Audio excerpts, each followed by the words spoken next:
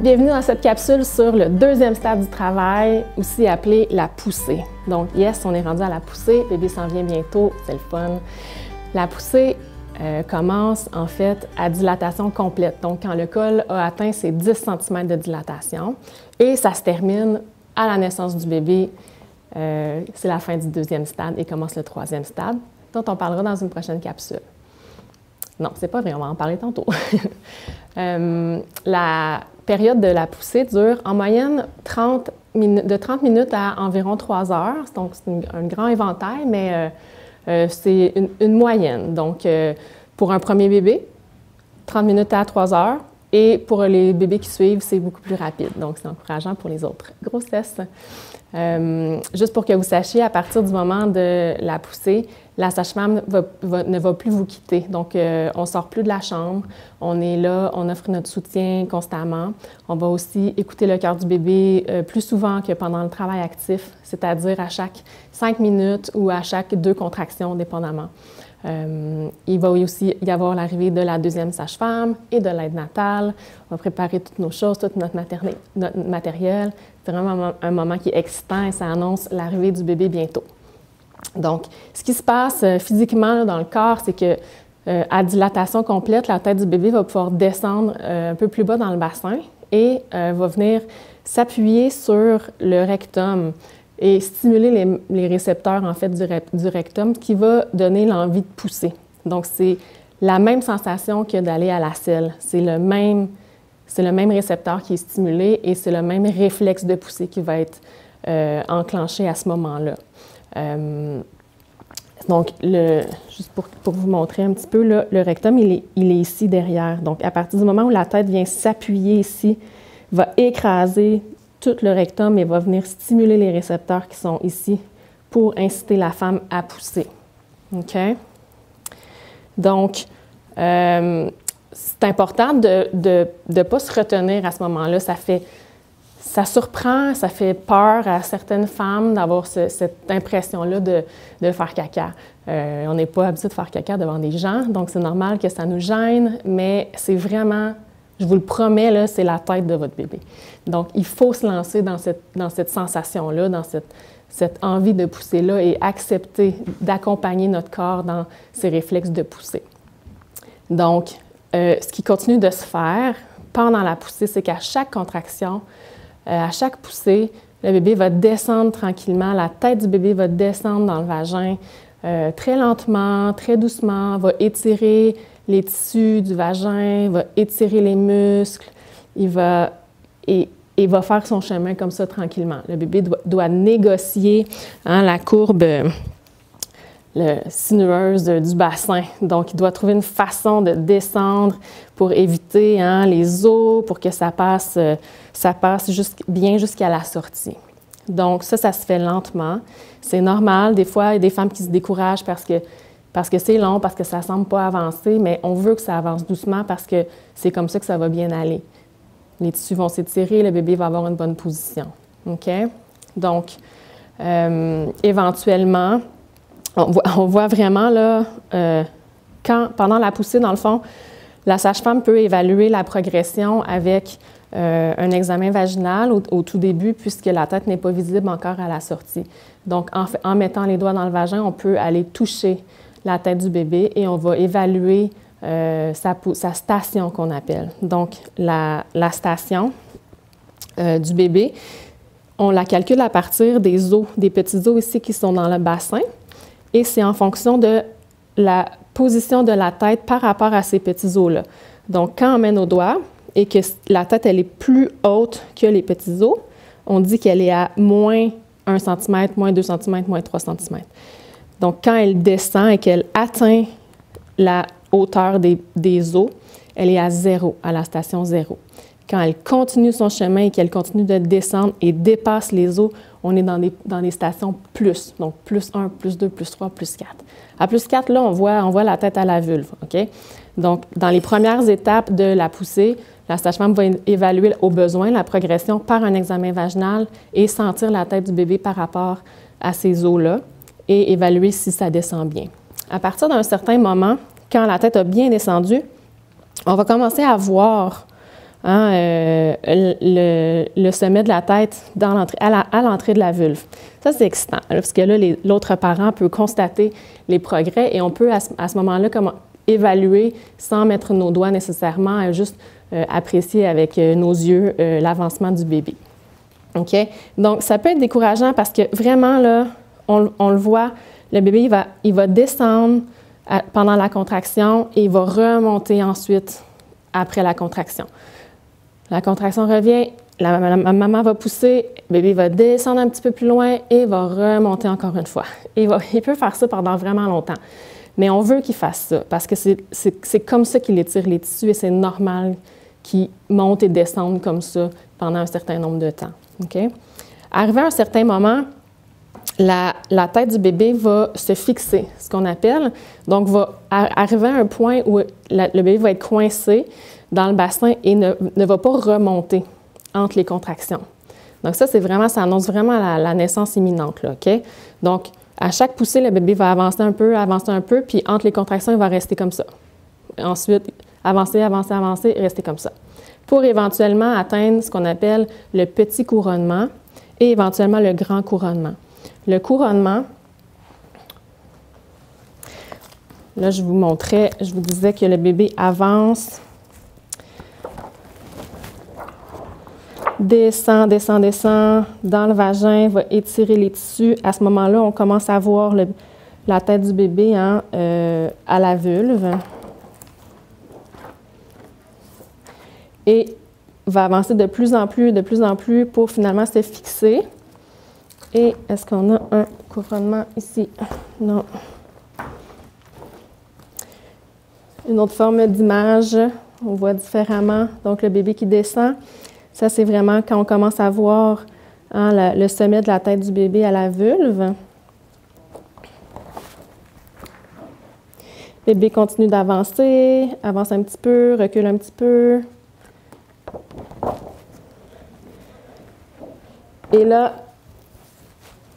j'aime pas beaucoup cette image parce qu'il y a des mains gantées qui tiennent la tête du bébé, mais c'est une belle image de la tête du bébé. En fait, ce qu'on voit quand la tête arrive au petit et au grand couronnement, c'est que toute la peau du crâne est comme toute ratatinée, toute coincée dans les tissus et ça fait comme, on dirait, un cerveau. Mais c'est normal, OK? Inquiétez-vous pas. C'est ça qu'on voit avancer sur la vulve et va avancer de plus en plus pour atteindre le grand couronnement. Donc, le grand couronnement, c'est vraiment quand la tête du bébé est à son plus grand diamètre, OK, à la vulve. Donc, ça, c'est l'extérieur, hein, ça, c'est l'intérieur du vagin. Donc, quand le bébé descend dans le vagin, il est vraiment la tête fléchie comme ça. C'est ça qui va sortir, c'est ça qui va sortir en premier du vagin. Fait que c'est vraiment le sommet de la tête qu'on voit ici. Puis le grand couronnement, c'est vraiment la partie la plus grosse de son crâne, OK? Quand on arrive au grand couronnement, là, en général, la contraction qui suit, le bébé naît. Donc, on attend la contraction. Quand la contraction arrive, la tête du bébé naît. On veut vraiment que la maman fasse sortir toute la tête. Donc, on va la guider là-dedans. Puis, la tête du bébé va rester comme ça au périnée. C'est impressionnant. Je vous montre une image.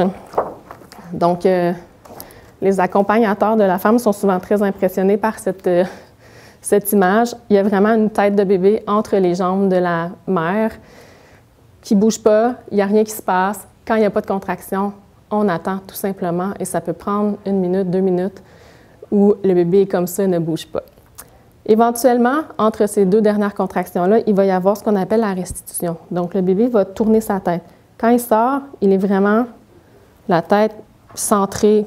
Il regarde comme s'il regarde vers l'anus et va tourner sa tête pour réaligner son oreille avec son épaule pour éventuellement, à la contraction suivante, faire naître la première épaule. Donc là, ça, c'est après la restitution. Donc, vous avez vu, la tête, elle est tournée et là, il est prêt pour finalement dégager son épaule et naître. Là, on a un professionnel de la santé qui accompagne le bébé dans sa naissance et une fois que les épaules qu'il y a une épaule qui est sortie, en fait, le reste du bébé sort très facilement et très rapidement. Donc, tout le corps vient d'un coup après. Et là, on va mettre le bébé sur maman, en peau à peau. Hein? On va l'assécher, essuyer son visage, le garder au chaud, l'abrir avec une couverture. Et pour celles qui se le demandent, on ne se précipite pas pour couper le cordon ombilical. On le laisse là. On va le couper quand vous êtes prête. Okay? Il n'y a vraiment pas d'urgence à couper le cordon. Autre chose qui se produit pas rarement, parfois, c'est que le bébé va avoir un tour de cordon. Il y a beaucoup de personnes qui pensent qu'un tour de cordon, c'est une urgence monumentale, et ça ne l'est pas. Donc, il y a vraiment plusieurs bébés qui naissent avec un cordon autour du cou. Ce n'est pas la fin du monde. On connaît des techniques pour aider bébés à sortir malgré le fait qu'il y a un tour de cordon. Okay? Donc, on ne s'inquiète pas avec ça. C'est tout à fait normal. Donc, ça, c'est vraiment les étapes physiques de ce qui se passe pendant la poussée. Au niveau de la gestion de la douleur ou du psychologique de tout ça, en fait, ce qui est important pendant la poussée, c'est de ne pas retenir, donc de ne pas essayer de se retenir de faire caca. Donc, c'est vraiment, faut plonger dans l'aventure de la poussée. Puis, au niveau de la douleur, il y a vraiment un changement drastique de la sensation. Vous avez vu dans le travail actif, là, la dernière phase du travail actif, le 8, 9, 10 cm est très, très intense, très douloureux. Ça requiert beaucoup de soutien, beaucoup d'outils pour gérer la douleur. Et quand on arrive dans la fameuse phase de poussée, la sensation de douleur, elle est pas du tout la même. Même qu'il y a certaines femmes qui disent que ça fait juste tout simplement pas mal parce que c'est quelque chose d'actif. Donc, on n'est plus comme victime de ce qui se passe dans notre corps. On a un rôle actif. Donc, le fait de pousser avec la sensation, ça fait du bien, ça soulage. Donc, il y a moins besoin, pendant le stade de la poussée, de gérer là, la douleur vraiment comme pendant le travail actif. Une partie qui peut être plus douloureuse, c'est en fait quand la tête du bébé commence à étirer les tissus du vagin. Donc, les femmes vont le sentir. Ça tire, ça brûle. Rendu au couronnement, on appelle ça la sensation, le cercle de feu ou le ring of fire. Donc, c'est vraiment une sensation de brûlure extrême, mais qui dure quelques secondes. Okay? C'est vraiment pas long.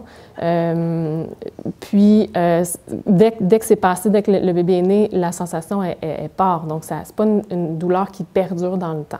Okay? Pendant ce temps-là, la sage-femme va vous guider. Hein? Pendant tout le temps de la poussée, on va vous aider à apprivoiser les sensations, à diriger votre poussée ou à comprendre qu'est-ce qui se passe et tout ça. Quand le bébé arrive au périnée, on peut aussi mettre des compresses d'eau chaude sur le périnée.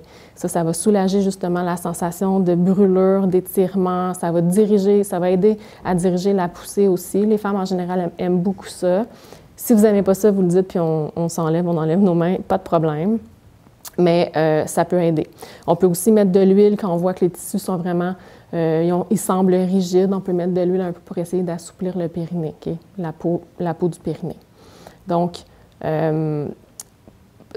pour la gestion de la douleur, c'est pas mal ça. Pour le rôle du partenaire, à ce moment-là, pendant ce stade-là de l'accouchement, c'est vraiment plus... c'est actif hein, comme phase de travail.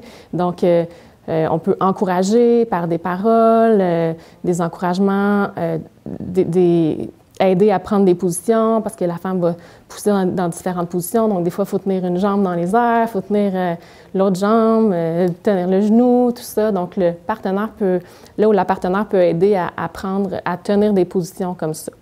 On peut offrir de prendre une petite gorgée d'eau. C'est quand même assez actif. Hein? C'est comme la poussée, c'est comme un sprint à la fin d'un marathon. Là. Le marathon, ça a été la latence, le travail actif, et on finit ça avec un gros sprint.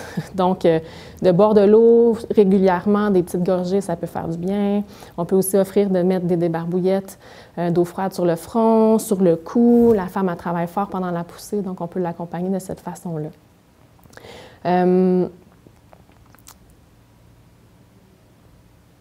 C'est la période, là, cette période-là qui est la plus je dirais, la moins souffrante pour les femmes, si puis-je dire, parce que c'est vraiment l'ambiance change totalement, les hormones changent totalement aussi. Pendant tout le travail actif, il y a beaucoup d'endorphines, vous l'avez vu, des endorphines, on est plus dans notre monde, on semble très, très, très fatigué. Quand la poussée arrive, là, ça arrive avec un rush d'adrénaline, une nouvelle énergie, une nouvelle ambiance, carrément. Vraiment, là, c'est une nouvelle ambiance, donc il faut comme accepter de changer, de passer d'une étape à l'autre comme ça, en se laissant emporter dans l'ambiance. Donc, ça, c'est pour la partie de la poussée, donc le deuxième stade du travail. Okay? Le troisième stade du travail, c'est à partir de la naissance du bébé. Ça commence à partir de la naissance du bébé et ça se termine après que le placenta soit sorti et qu'on ait stabilisé les segments. Donc, ce stade-là s'appelle la délivrance placentaire. Après la naissance du bébé, dans les minutes qui suivent, là, ça peut prendre quelques minutes, ça peut prendre aussi jusqu'à 30 minutes, 45 minutes, il va y avoir encore une fois des petites crampes utérines. C'est pas du tout comme les contractions, c'est beaucoup moins douloureux. C'est vraiment plus comme des crampes menstruelles, en fait, que la femme va sentir. Et ça indique que l'utérus est prêt à expulser le placenta. OK? Donc, ça va venir aussi avec un petit saignement. Donc, il ne faut pas s'inquiéter. Pour les gens qui voient un saignement, c'est normal. OK? Donc, c'est important aussi pendant cette période-là de garder un peu la bulle, hein, parce que l'accouchement n'est pas terminé. Même si le bébé est né, l'accouchement comme tel n'est pas terminé. Donc, on garde la bulle des hormones. C'est important de ne pas comme sortir le cellulaire, prendre des photos puis envoyer ça sur Facebook, puis d'appeler la grand-mère pour l'annoncer. Ce n'est pas fini encore, donc on garde la même ambiance que pour l'accouchement. Okay? Donc, quand la femme commence à sentir des crampes, on va l'inciter à pousser. Parce que oui, le placenta, il faut le pousser, comme on a poussé le bébé. Mais le placenta, c'est tout mou, c'est tout chaud, c'est pas comme une tête de bébé, ça fait pas mal quand ça sort, et même que ça soulage, puisque ça va vraiment faire en sorte que l'utérus se contracte et que l'accouchement est terminé. Donc, la sage-femme peut vous aider en guidant le placenta avec le cordon ombilical. Vous pouvez le faire vous-même aussi, mais voilà, on va vraiment vous encourager à pousser pour faire sortir le placenta.